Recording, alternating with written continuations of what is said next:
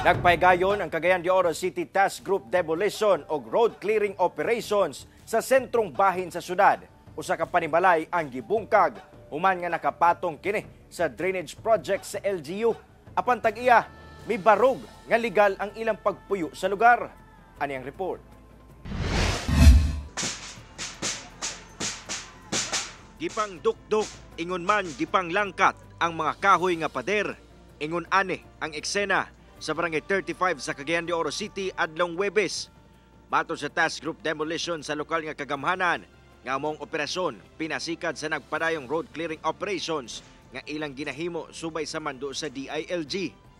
Gibungkag among balay tungod kay nakababag sa dalan og drainage project sa lugar. Itindahan nila dayon na muragya sa sila gapuyo.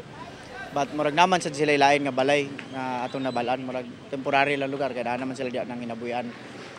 Nakasulod siya, naka-include siya sa mismong drainage at the same time pathway man na siya, no? Apan sumala sa tag-iya sa mong balay, nga legal matod pa ang ilang pagpuyo sa mong lugar.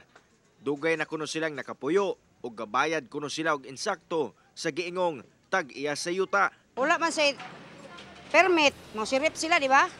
Ikaduha, kaning court order. O wala man sa ipakita tulo ka papel sa mo. Anong gubaon man nila ang balay? Kanang usab bas kapitan ko na gubuon niya ang balay, gubaon niya akong paperte sa akong balay nga di man sa dili man iyang yuta. Pagpasabot sa Task Group Demolition, nga aduna matod pa sila gikuptan nga papel gikan sa City Engineer's Office tungod nakababag kini sa dalan og drainage project sa lugar. Kasabot ta nga medyo dili gyud sad sayon sa ilahang sitwasyon, pero of course mangingibabaw man gyud ang interes sa katawhan over sa interes nato nga personal. Sama ni ani nga gigamit niya ang pampublikong mga lugar o ang atong drainage system, ipatong siya diya para lang magnegosyo. Kauban si Makoy Sempron sa kamera. Ako si Cyril Chavez para sa One Mindanao.